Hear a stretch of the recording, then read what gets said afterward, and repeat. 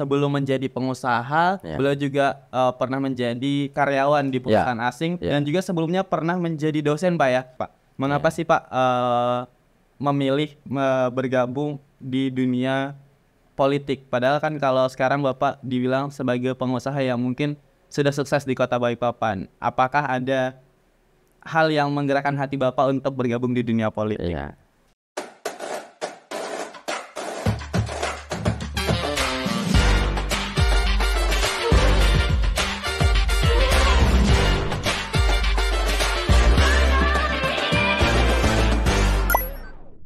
Assalamualaikum warahmatullahi wabarakatuh. Halo teman-teman AHB yang berada di channel YouTube AHB. Hari ini kita berada di konten terbaru dari channel YouTube AHB, di mana yaitu adalah AHB Podcast. Nah, di AHB Podcast episode pertama ini kita langsung mendatangkan Bapak Haji Insinyur Ahmad Basir, di mana sebagai pemilik channel YouTube AHB. Boleh? Halo Pak. Ya, halo ya. Baik. Assalamualaikum warahmatullahi wabarakatuh. Hai sahabat-sahabat AHB yang saya hormati dan saya banggakan. Dan hari ini kita berada di podcast episode pertama. Dan semoga kita semua dalam keadaan sehat walafiat. Kan itu yang paling penting. Ya, kita ikut bersama-sama berdiskusi mungkin beberapa hal ya. Jadi kita menyapa dengan dengan salam sehat untuk kita semua. Oke. Baik, nah tadi kita sudah dengan sedikit sambutan hangat dari Bapak Ahmad Basir, di mana nanti kita juga akan sedikit bercerita tentang kesuksesan Bapak Ahmad Basir sebagai pemilik perusahaan dan juga sebagai tokoh masyarakat yang ada di Kota Balikpapan. Nah, jadi narasumber kita hari ini langsung adalah Bapak Insinyur Haji Ahmad Basir, STI, PM, ASEAN Engineering, atau kerap disapa dengan Bapak AHB. Ya. Benar Pak ya? Ya. Beliau adalah anak pertama dari 3 saudara dan lulusan dari Fakultas Teknik Industri jurusan Kimia Universitas Muslim Indonesia Makassar. Benar Pak ya? Betul. Dan sekarang menjabat sebagai CEO Permata Abadi Group dan Ketua DPD Nasdem Kota Balikpapan. Kasih tepuk tangan dong buat Bapak AHB. Nah, baik Pak. Kalau tadi bercerita nih, Bapak kan seorang putra daerah dari Kota Makassar atau Sulawesi Selatan nih. Kenapa sekarang bisa sukses membangun suatu perusahaan yang bisa menciptakan lapangan kerja di kota orang atau di Kota Balikpapan, dan kenapa memilih Kota Balikpapan nih Pak? Perjalanannya bagaimana bisa sampai di kota ini? Ya, terima kasih. Jadi seperti yang disampaikan tadi, kami itu berangkat dari salah satu daerah desa tepatnya di Desa Lantang di Kabupaten Takala, Sulawesi Selatan. Saya dari SD sampai perguruan tinggi di Makassar, dan tepatnya pada tahun 1997 saya kebetulan pada saat itu jadi karyawan dalam salah satu perusahaan. Oh, sebelumnya pernah menjadi karyawan Pak ya? Ya, karyawan dari salah satu perusahaan asing yang kantor pusatnya ada di Jakarta, ya, perusahaan Amerika, dan ditempatkan di Kalimantan Timur. Oh, penempatannya di Kalimantan Timur Pak ya? Berarti cikal bakalnya pertama kali ditaruhnya di Kalimantan Timur. Iya, jadi tepatnya di Kabupaten Berau. Dulu kita kenal ada Kiani Kertas, ya, yang sekarang lagi tidak beroperasi. Ya, dulu pemiliknya dari awalnya dari Pak Bopasan dan sekarang pemiliknya adalah Pak Prabowo. Jadi disitulah cikal bakalnya. Oh, kenapa bisa pindah kenapa berada di Kalimantan Timur?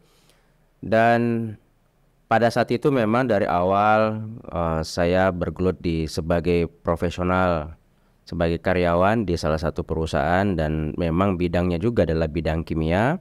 Di sana saya mengurusin pengolahan air, ya, pengolahan air WTP mulai dari air baku sampai air bersih di dalam pabrik itu yang kapasitasnya 1.500 liter per detik. Kemudian juga kami mengurus atau menghandle proses-proses kimia bagaimana dari bahan baku kayu menjadi bubur kertas dan menjadi pulp.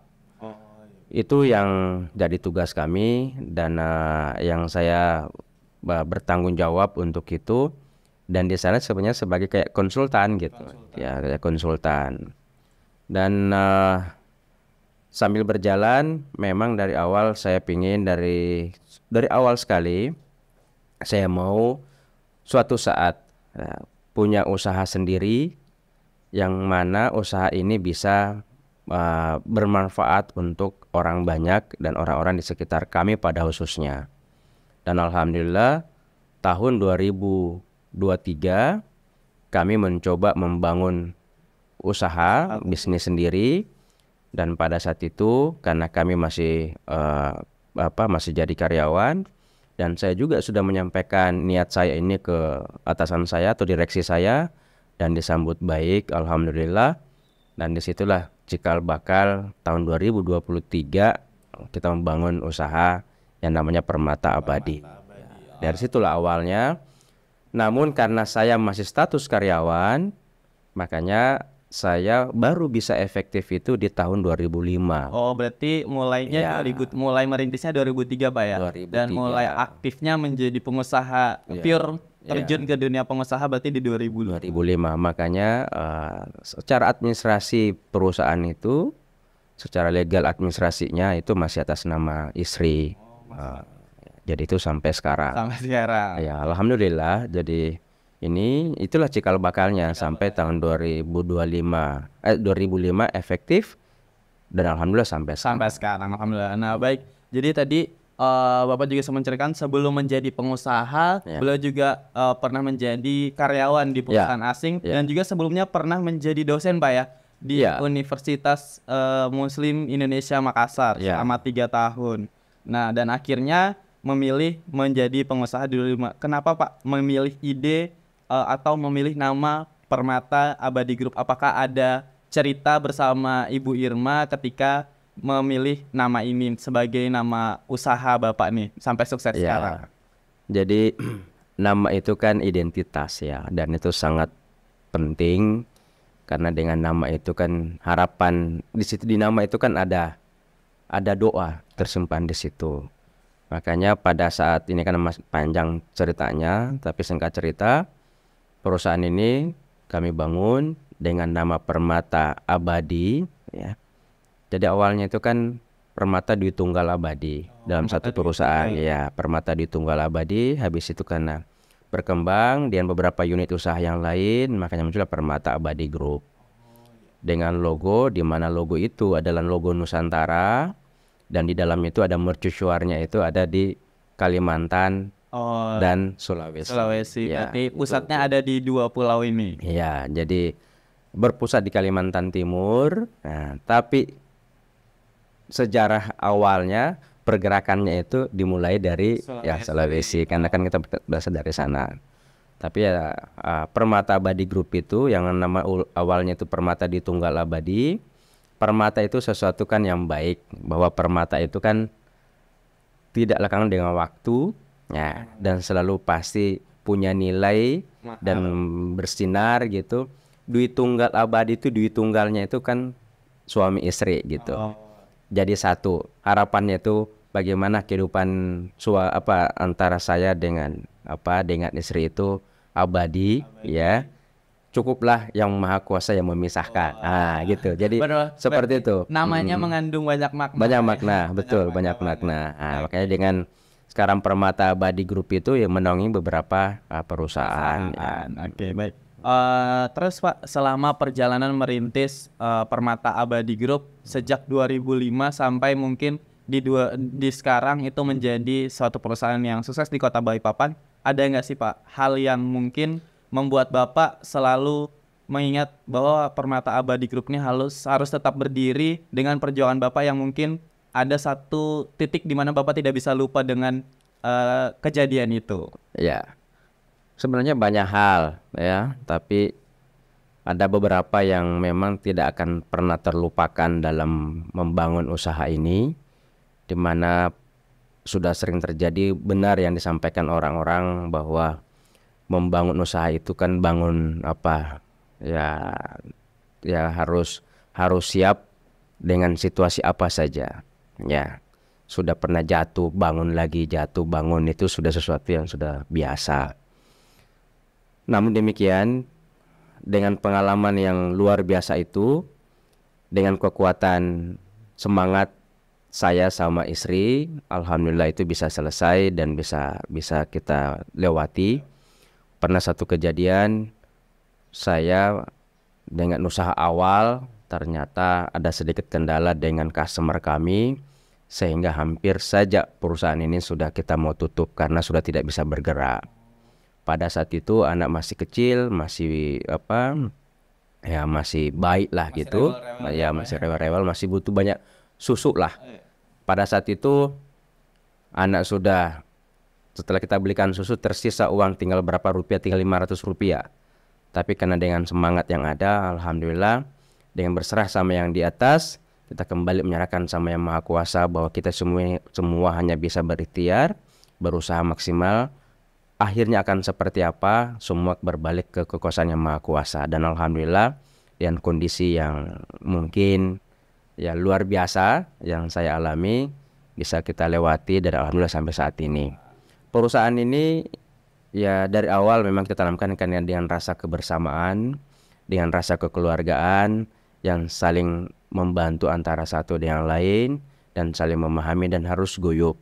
Karena salah satu keberhasilan apa yang kita bangun itu adalah kalau kita bisa menjalin, bisa bersama-sama dan bisa saling menghormati antara satu dengan yang lainnya. Iya, baik. Biasanya memang di satu perusahaan tuh yang membuat satu perusahaan apa ya, terkenal dan juga membuat perusahaan itu tetap ada karena kekeluargaan di dalamnya. Ya, Berarti betul. Bapak juga membangun perusahaan ini dengan bentuk kekeluargaan supaya antara karyawan dan juga karyawan lainnya itu tidak ada batasan, tetap menjadi keluarga dan juga bisa membangun Permata Abadi Group lebih baik lagi. Ya. Nah, kalau dengar-dengar nih Pak, ada satu quotes yang mengatakan bahwa di balik pria sukses pasti ada satu wanita di belakangnya, ya Ya. kan? Nah, dari perjalanan Permata Abadi Group ini berarti Bapak membangunnya dengan Ibu Irma. Ya. Nih, bagaimana nih Pak perjalanan sebelum membangun Permata, bertemu Ibu Irma dulu nih, bertemunya di mana dan kenapa sampai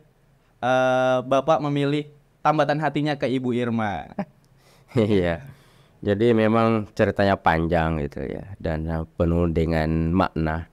Dan makna itu, nilai-nilai yang terkandung di balik itulah proses membuat sampai saat ini kita bisa tetap menjaga, memperjuangkan itu. Jadi ya saya sebelumnya ketemu dengan Bu Irma itu ya karena awalnya saya sering traveling dengan perusahaan saya yang lama, hampir tiap minggu saya traveling karena memang tugasnya banyak keluar kota.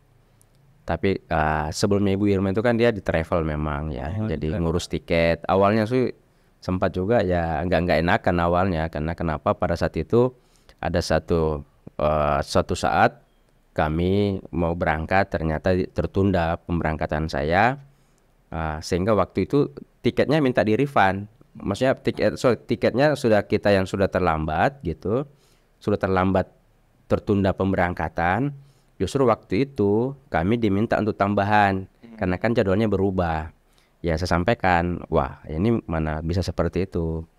Ternyata dari awal itulah saya melihat ya Bu Irma itu dia bisa berkomunikasi, menyampaikan dengan baik. Ya kita juga sebaliknya.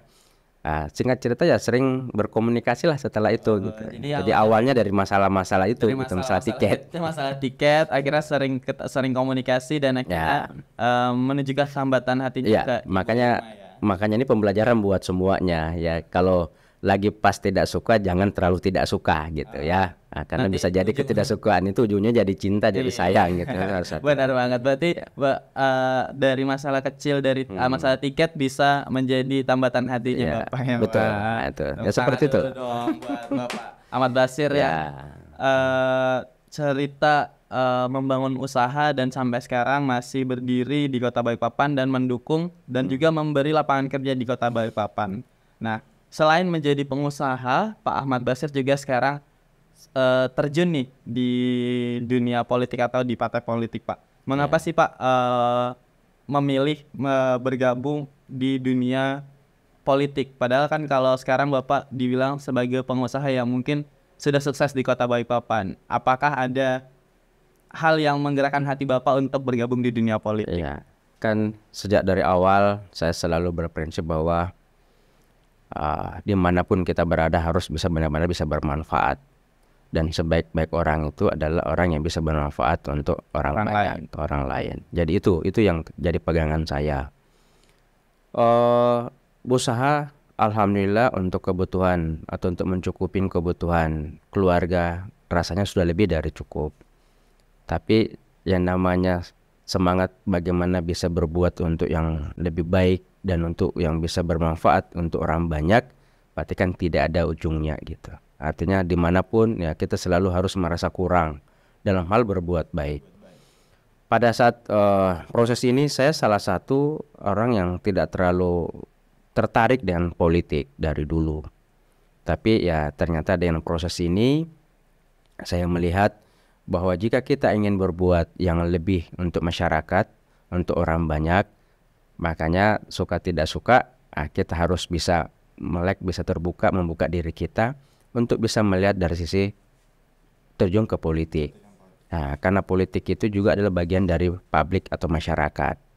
Dan secara konstitusi kita sudah menggariskan bahwa institusi politik itu adalah bagian dari juga perjuangan untuk berbuat untuk orang banyak.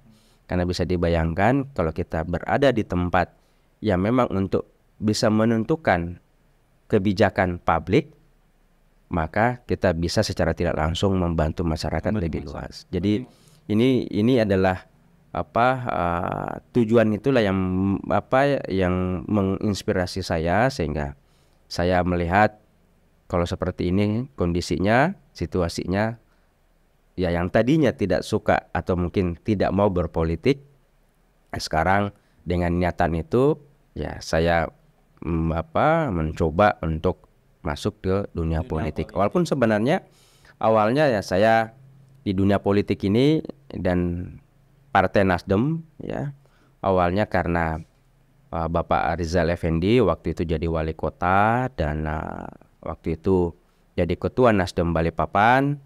Beliau kemarin tempo hari meminta untuk bersama-sama membantu beliau selaku bendahara di Partai Nasdem pada saat itu. Pada tahun sekitar 2018, 2019. Disitulah awalnya. Gitu. Akhirnya berkecimpung di Nasdem sampai sekarang dan menjadi ketua DPD Partai Nasdem Kota Balikpapan. Menjadi ketua DPD Partai Nasdem Kota Balikpapan itu baru 2 tahun. Baru 2 tahun, makanya baru 2 tahun inilah saya benar-benar fokus melihat dan mempelajari dan melihat bagaimana sesungguhnya politik itu ya, baik dari sisi skala nasional maupun di tingkat kota. Dan alhamdulillah ini ternyata sangat sangat banyak hal yang kita bisa perjuangkan di dalam kalau toh memang kita ingin berbuat untuk kebaikan. Iya, baik. Berarti memang salah satu tujuan bergabung di politik adalah membantu orang lain melalui keputusan-keputusan politik. Wah, kasih tepuk tangan dulu dong buat Bapak AHB. Ternyata memiliki tujuan yang positif banget ya ketika bergabung di dunia politik. Nah, kalau sekarang nih Pak, kalau kita lihat kan Bapak sebagai pengusaha, Bapak juga sebagai pegiat politik di Kota Balikpapan. Teman-teman juga udah lihat nih di channel YouTube Bapak Ahmad Basir lagi rajin-rajinnya buat ngevlog, lagi rajin-rajinnya kegiatan-kegiatan, dan juga sekarang Bapak membuat kegiatan podcast nih. Kenapa sih Pak Bapak sebagai pengusaha dan juga pegiat politik pengen ikut tren-tren milenial nih? Apa yang membuat Bapak bergerak ikut dengan milenial-milenial sekarang? Ya, tidak bisa dipungkiri bahwa kaum milenial itu tidak akan terlepas dari media sosial. Benar. Ya kan? Jadi ya kaum milenial itu tidak terlepas dari media sosial, dan hampir semua kaum milenial itu ya punya perangkat atau dalam hal ini fasilitas untuk bisa mengakses media sosial.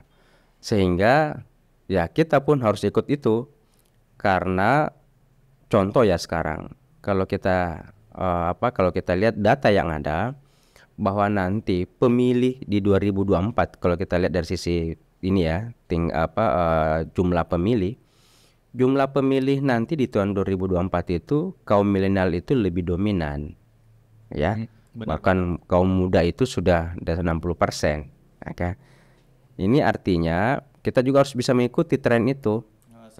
Sebagai apa ya, Ya. generasi yang mungkin zaman Ya, dulu ya. pengen ikut nih dengan Ya. generasi sekarang Pak ya. Termasuk juga untuk bagaimana kita nanti penyampaian edukasi politik di kaum milenial juga, ya kita harus mengikuti tren itu kan.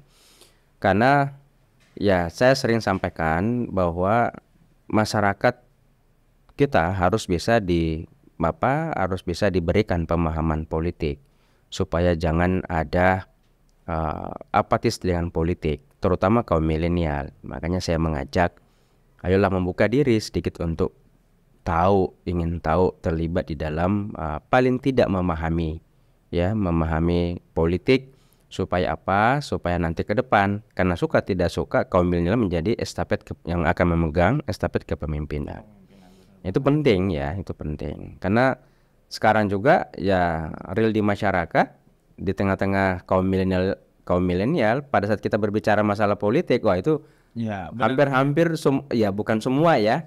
Dan dominannya ya kalau dari 10 orang mungkin kalau ada 1 orang yang tertarik. Iya, Nah, cuman beberapa orang sekarang kalau Ya. emang sih zaman-zamannya anak milenial, khususnya saya juga ya Pak ya, sebagai kaum milenial merasakan bahwa banyak anak-anak muda yang mungkin cuek dengan politik, Ya. yang akhirnya membuat mereka bahwa apa itu politik, kenapa harus berpolitik gitu. Nah, sebenarnya tujuan Bapak juga di sini untuk bergabung di dunia milenial seperti media sosial itu untuk mengedukasi Pak ya. Ya, mengedukasi, menginspirasi, kan penting ya, memberikan informasi perkembangan apa yang memang perkembangan sosial di tengah kegiatan atau perkembangan sosial kemasyarakatan kita. Nah, itu penting gitu, karena itu tadi kaum milenial identik dengan gadgetnya kan. Supaya kaum milenial juga tahu bahwa politik ini nggak kaku, politik ini nggak baku banget. Ternyata politik ini bisa fleksibel seperti mengikuti perkembangan zaman sekarang. Iya, betul. Kalau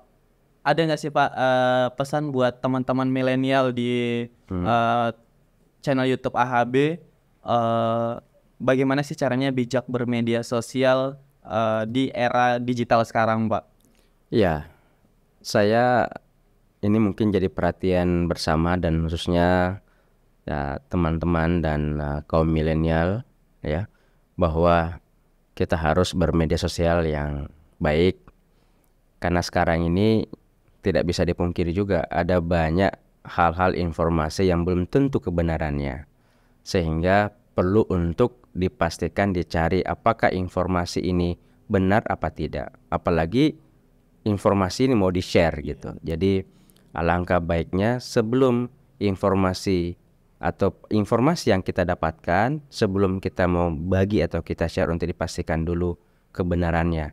Yang kedua, seyogyanya bahwa apa yang kita sampaikan itu atau apa yang mungkin kita komen di dalam bermedia sosial itu adalah sesuatu yang bisa menginspirasi, membuat sesuatu yang baik, bukan justru memperkeruh.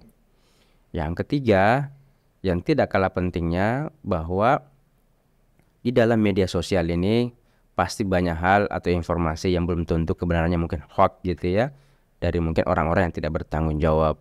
Yang kita berharap, saya yakin kaum milenial ini punya idealismenya gitu ya, nah, jiwa mudanya, semangatnya itu mungkin bisa dimanfaatkan untuk mengkanter sesuatu yang belum tentu benar ya. Jadi ini kan sekarang ini kan gampang terprovokasi. Ya, gampang banget, apalagi dengan sharing-sharing akhirnya membuat opini orang lebih gampang terprovokasi ya. Makanya sekarang itu sangat mudah mendegradasi orang gitu dengan gadget gitu, dengan mungkin 2 tangan 2 jari gitu. Makanya harus berhati-hati.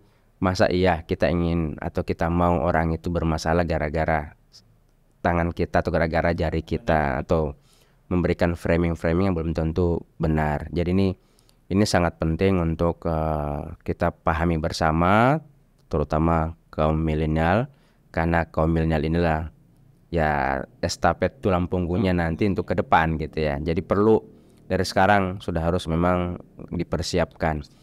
Dan yang berikutnya juga perlu juga kita tahu bahwa kaum milenial kan selalu berada di tengah-tengah masyarakat. Nah, sekarang orang-orang tua kita saya yakin pasti ada juga yang belum melek dengan informasi media sosial.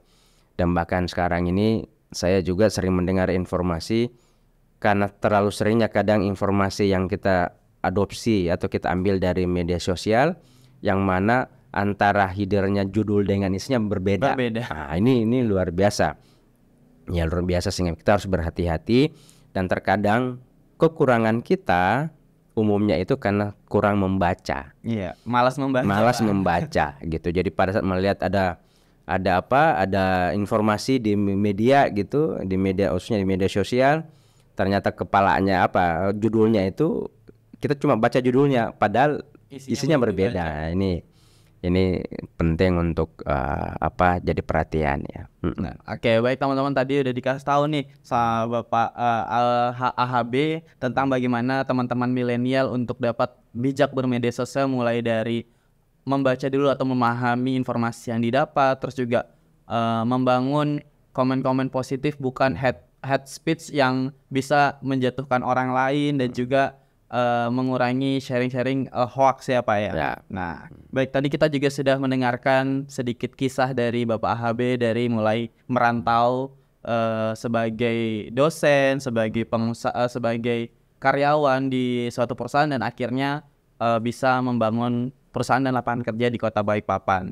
Terus juga bagaimana Bapak berkecimpung di dunia politik, dan tadi juga bagaimana kenapa Bapak mengikuti tren-tren milenial di masyarakat sekarang ataupun di era remaja sekarang. Nah Pak, boleh dong Pak kasih sedikit quotes 3 topik yang kita ceritakan pada hari ini. Yang pertama mungkin ada quotes untuk teman-teman yang sedang membangun usahanya agar bisa sukses seperti Bapak meniti karir dari bawah, dari karyawan sampai sekarang menjadi CEO PT Permata Abadi. Ya, baik. Jadi membangun usaha itu harus dimulai dulu dengan niat yang baik ya. Jadi harus niatkan dulu untuk berusaha, niatnya untuk apa gitu ya. Jadi berusahalah dengan segala kemampuan, kekuatan dimiliki, dan jangan lupa bersandarkan atas kekuatan dan kekuasaan yang maha kuasa. Satu lagi nih Pak, 2 lagi nih. Quotes untuk hubungan yang harmonis seperti Bapak dan Ibu Irma sampai sekarang. Ya, kebahagiaan itu kan harus diperjuangkan ya. Makanya untuk menjaga kebahagiaan, kemesraan antara suami istri harus bisa saling menerima dan memberi. Wah, harus bisa menerima dan memberi. Satu lagi Pak, quotes untuk politik Indonesia. Ya, berpolitiklah dengan santun dan selalu menjaga moral dan etika di dalam setiap pergerakan politik. Kasih tepuk tangan dulu dong buat Bapak AHB. Terima kasih Pak pada hari ini sudah sharing bersama kita di AHB Podcast episode pertama. Dan tadi juga kita sudah mendapatkan informasi-informasi inspiratif dari Bapak ya, mulai dari membangun usaha, bergabung di politik, dan juga bergabung di era milenial sekarang. Dan semoga informasi dari podcast pada episode pertama ini bisa membangun semangat teman-teman, bisa memberikan pandangan teman-teman bahwa politik itu bukan politik yang kaku, bukan politik yang baku, tapi juga bisa fleksibel seperti apa yang dijalankan oleh Bapak AHB sekarang. Nah, baik, terima kasih teman-teman yang sudah berada di channel YouTube AHB pada AHB Podcast episode pertama. Nantikan juga episode-episode selanjutnya yang kita akan mengundang narasumber-narasumber yang bisa menginspirasi teman-teman yang berada di channel YouTube AHB. Jangan lupa subscribe dan like video yang ada di channel YouTube AHB. Sampai jumpa teman-teman. Terima kasih.